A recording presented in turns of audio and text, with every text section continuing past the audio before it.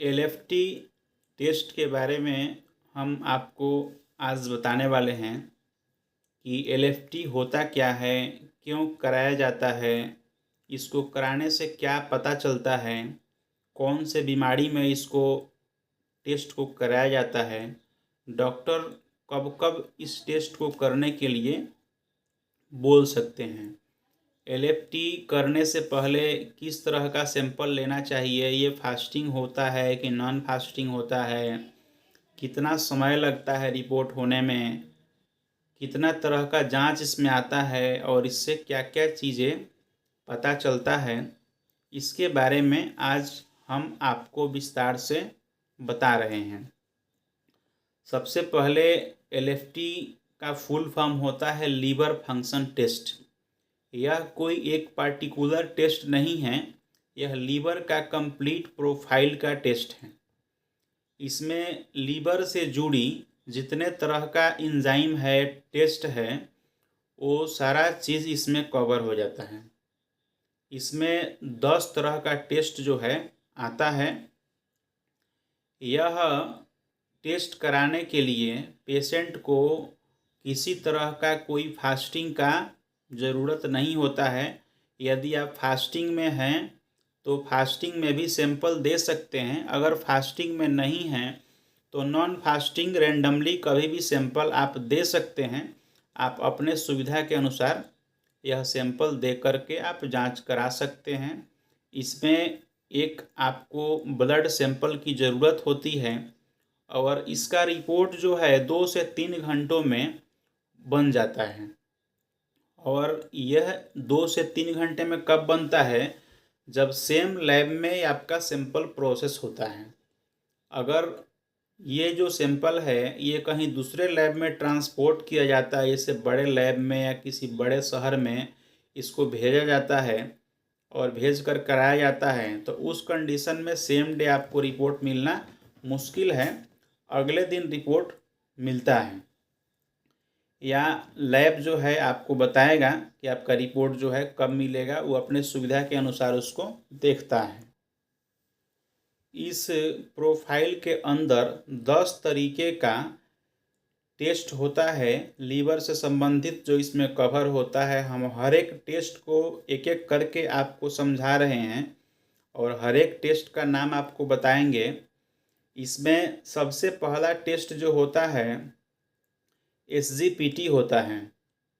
SGPT का normal range जो होता है 5 to 40 इंटरनेशनल यूनिट पर लीटर, मतलब 5 से 40 के बीच अगर आपका SGPT का रिजल्ट है तो ये एक नॉर्मल कंडीशन है SGPT के लिए। दूसरा टेस्ट है SGOT। SGOT में भी 5 से 35 आयु पर एल, मतलब इंटरनेशनल यूनिट पर लीटर। ये उसके बाद होता है अल्कलाइन फॉस्फेटेज, जिसको शॉर्ट में ALP भी कहीं कहीं लिख करके मिलता है, जिसको अल्कलाइन फॉस्फेटेज कहते हैं। ये 44 to 147 इंटरनेशनल यूनिट पर लीटर, इसका भी नॉर्मल रेंज होता है। उसके बाद आता है चौथा test total protein. Total protein का नॉर्मल रेंज होता है 6 to 8 ग्राम पर डेसीलीटर। इसका यूनिट ग्राम में होता है, ये बात को ध्यान रखने की ज़रूरत है। हर टेस्ट का एक यूनिट होता है, उस यूनिट में हम उसको मापते हैं। तो टोटल प्रोटीन को हम ग्राम में मापते हैं। उसके बाद होता है एल्बुमिन। एल्बुमिन का नॉर्मल रेंज होता है 3.5 से 5.0 ग्राम पर डेसीलीटर। उसके बाद में आता है ग्लोब्यूलिन। ग्लोब्यूलिन के बाद आता है AG रेशियो, यानी कि एल्बुमिन ग्लोब्यूलिन रेशियो। ये एल्बुमिन और ग्लोब्यूलिन के बीच का रेशियो निकाला जाता है, इसी को एल्बुमिन ग्लोब्यूलिन रेशियो कहते हैं। उसके बाद 7वां टेस्ट आता है बिलीरुबिन। बिलीरुबिन एक जॉन्डिस का भी जांच है। इसे आम तौर पे जॉन्डिस के नाम से लोग जानते हैं, हर जगह हर कोई को पता है कि जॉन्डिस एक बीमारी है लीवर से जुड़ी। उसी जॉन्डिस का जांच है बिलीरुबिन। यह बिलीरुबिन जो है 3 तरीके से हम टेस्ट करते हैं बिलीरुबिन का। पहला टोटल बिलीरुबिन, उसके बाद होता है डायरेक्ट बिलीरुबिन, उसके बाद होता है इनडायरेक्ट बिलीरुबिन। टोटल बिलीरुबिन का नॉर्मल रेंज होता है 0.2 से 1.2 mg/dl, मिलीग्राम पर डेसीलीटर। बिलीरुबिन डायरेक्ट का नॉर्मल रेंज होता है 0 से 0.4 मिलीग्राम पर डेसीलीटर। उसके बाद होता है बिलीरुबिन इनडायरेक्ट। इनडायरेक्ट का नॉर्मल रेंज होता है 0.2 से 0.8 मिलीग्राम पर डेसीलीटर।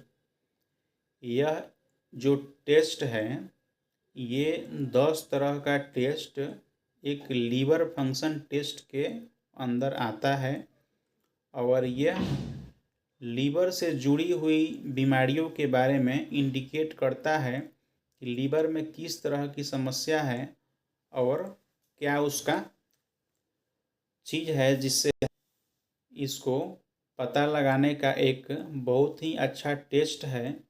और लीवर जो है हमारे शरीर का एक बहुत ही महत्वपूर्ण अंग है,